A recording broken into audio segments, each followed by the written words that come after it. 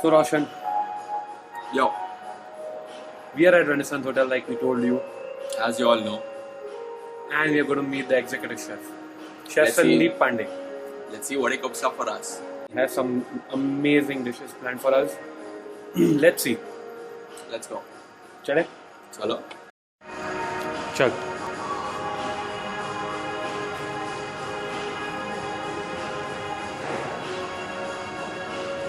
See, the table is set up for us. Oh.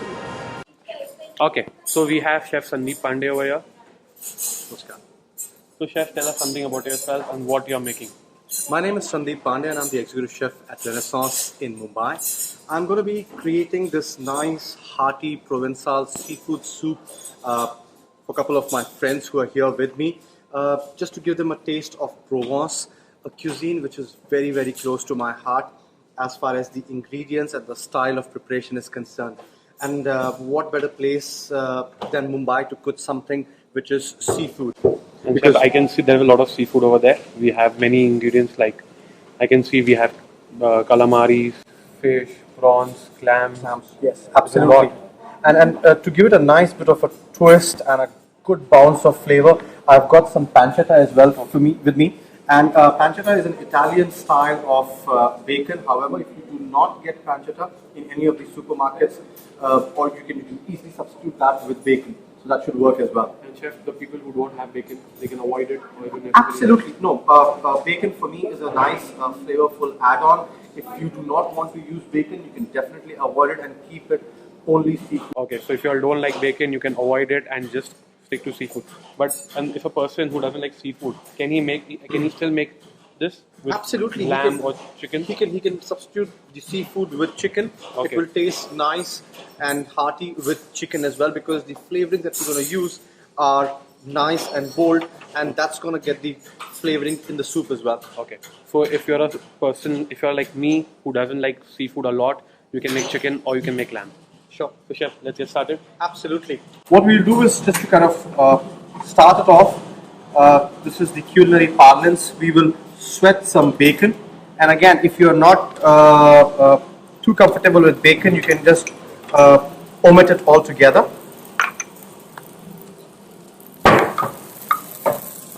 So Chef, like bacon have a lot of fat in it. Yes. You don't add fat apart from any extra fat, right? Absolutely. If you see, I'm not adding any extra fat in the pan at all. I'm just going to render the fat, which is part of the bacon, onto the pan, and then this wonderful fat is going to flavor my dish.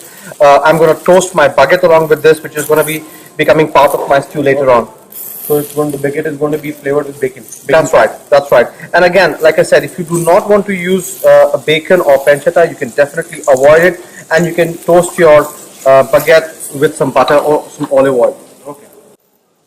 Or you can use garlic butter. Absolutely. Will do. Yes, definitely.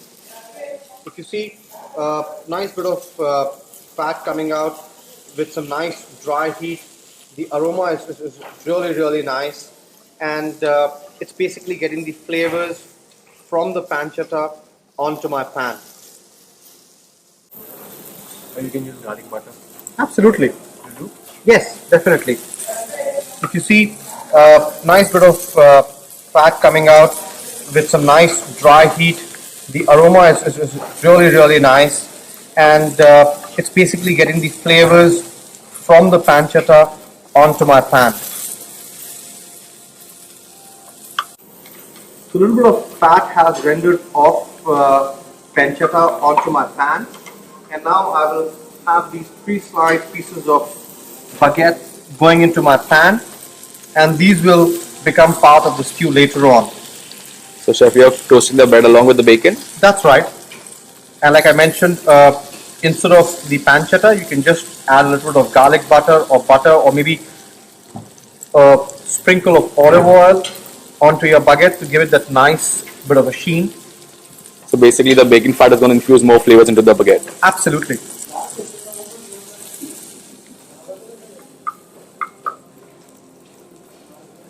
I will just turn the baguette on. It's just starting to color a little bit. So nice crust inside. Yes.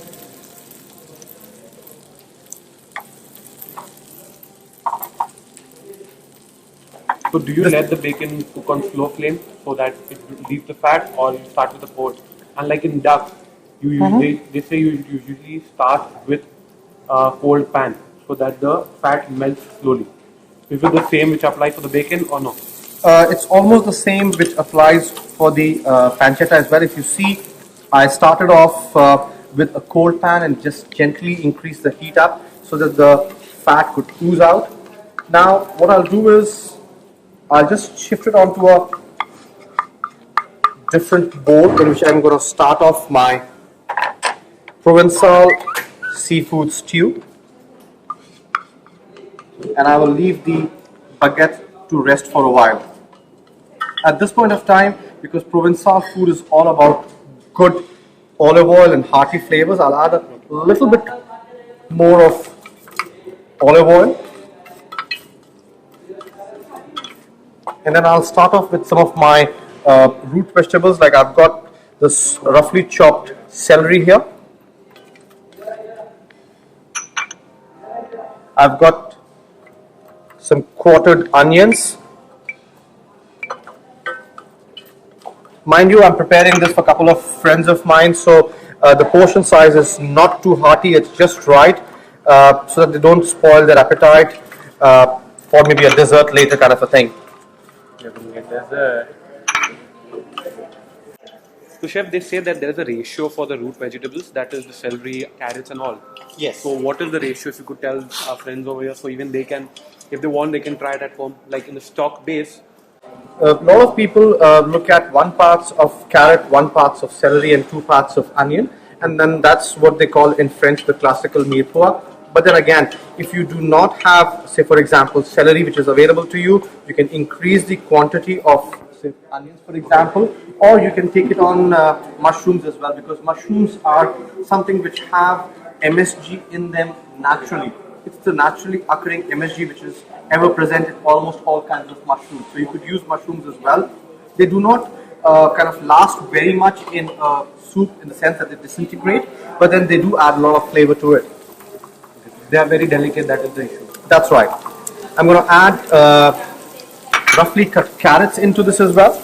So this is going to be the base of my seafood stew. And this will cook for approximately 5 to 7 minutes. I'm not looking at softening of carrots a lot.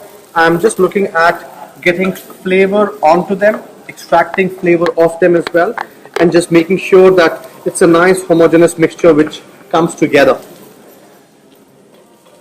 And if you would have noticed, there are no herbs which have gone through, because it's a nice hearty but at the same time delicate seafood stew, and I do not want to mar the natural flavor of seafood which is ever present.